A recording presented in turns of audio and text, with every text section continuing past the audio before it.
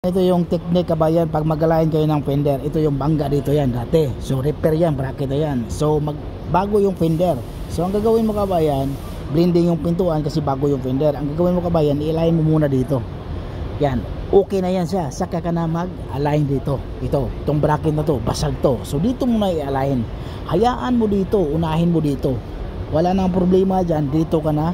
Huwag mo nang dayain dito kasi yan ang original niya kabayan. Dito ka na kung may dayain ka dito ka na magdaya. Dito, hilahin natin to. Yan o, naka-bracket lang naman yan. Ito, ito nakaipit talaga to sa kabayan. Kailangan walang bolt yan. So, kailangan hilahin natin yan. Yan ang technique. Tapos tingnan mo yung hood. Kung okay yung appearance ng hood, dyan mo na gagalawin. Okay?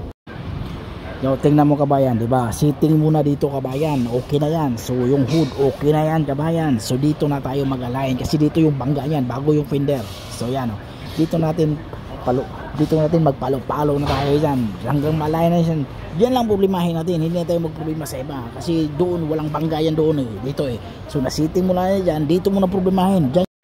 Tanawa kabayan perfect alignment natin kabayan tingnan mo yan, diba? So walang problema sa loob, ganun lang kasimple, diba?